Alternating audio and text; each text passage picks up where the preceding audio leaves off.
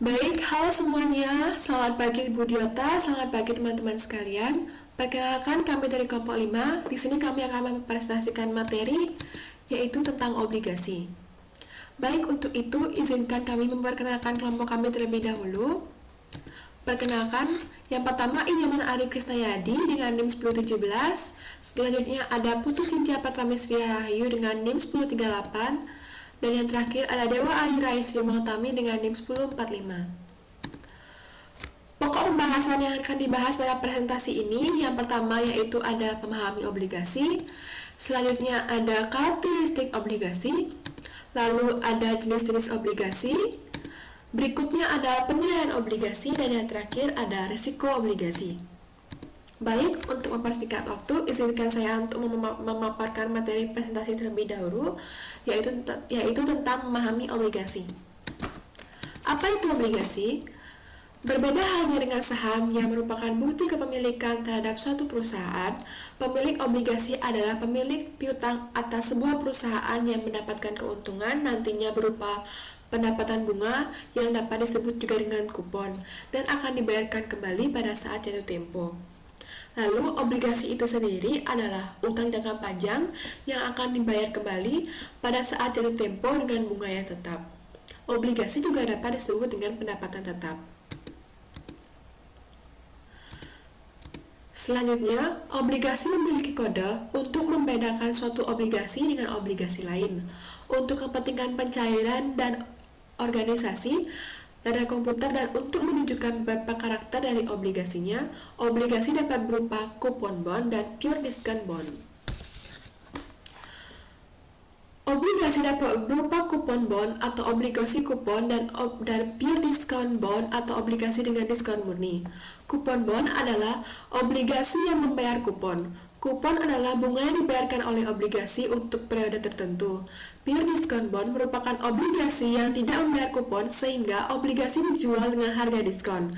Likuiditas atau marketability dari suatu obligasi menunjukkan seberapa cepat investor dapat menjual obligasinya tanpa harus mengorbankan harga obligasinya.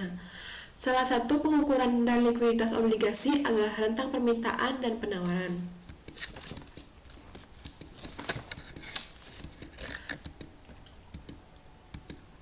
Baik, salah satu pengukuran likuiditas obligasi adalah rentang permintaan dan penawaran. Beberapa pengukuran digunakan untuk mengukur di antaranya yaitu hasil sekarang, current yield, hasil sampai maturity, yield to maturity, dan hasil sampai ditarik yaitu yield to call.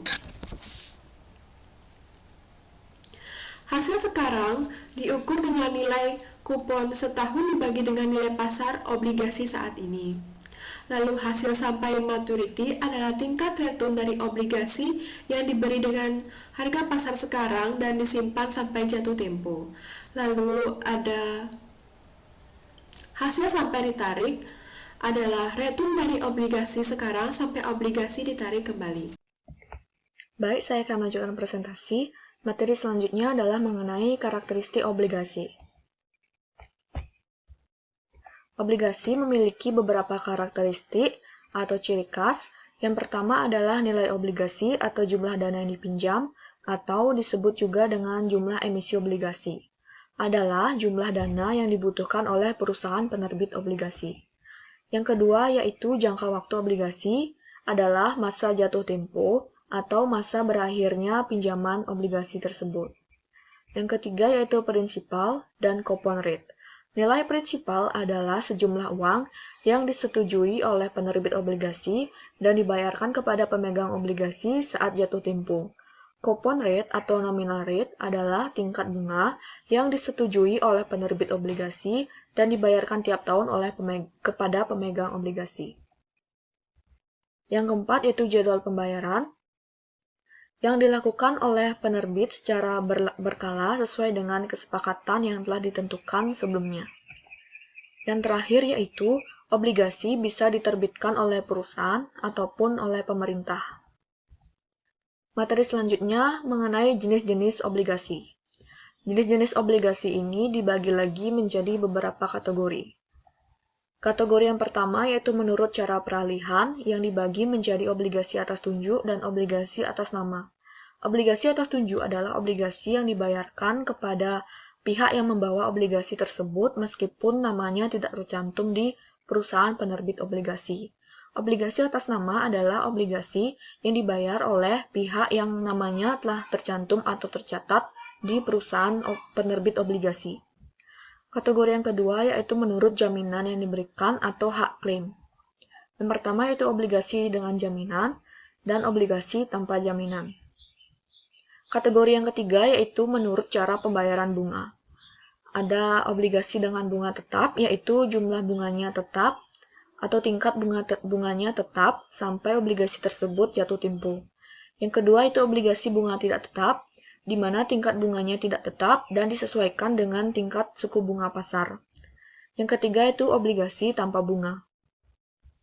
Selanjutnya ada dua macam obligasi ditinjau dari penerbitnya. Yang pertama yaitu obligasi pemerintah atau government bond, municipal bond atau obligasi yang diterbitkan oleh pemerintah daerah, di mana obligasi pemerintah ini terdiri dari obligasi rekap yang dalam rangka kapitalisasi perbankan. Selanjutnya ada surat utang negara untuk pembiayaan defisit APBN. Yang ketiga yaitu obligasi retail Indonesia. Dan yang keempat yaitu surat berharga syariah negara atau obligasi syariah atau suku. Selanjutnya ada obligasi perusahaan yang diterbitkan oleh perusahaan swasta. Perkenalkan, nama saya Enyoman Arix Najadi. Di sini saya akan melanjutkan presentasi dari teman saya yaitu mengenai penilaian obligasi. Nilai obligasi sendiri dapat berupa nilai maturity, nilai pasar, dan nilai intrinsik.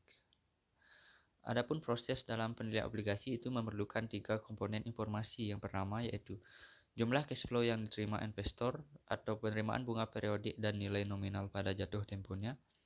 Yang kedua ada tanggal jatuh tempo dari obligasi itu sendiri.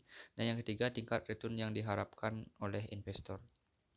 Adapun istilah-istilah dalam penilaian obligasi, yang pertama yaitu nilai nominal atau par value, yang kedua ada kupon tingkat bunga, dan yang ketiga ada jatuh tempo atau nilai maturity.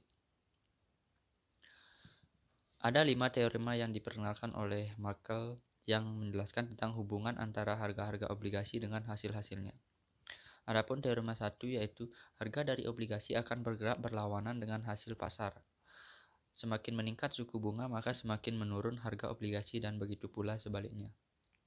Teorema 2 yaitu dengan maturity konstan, penurunan suku bunga akan menaikkan harga obligasi dengan basis persentase yang lebih besar dibandingkan dengan peningkatan suku bunga.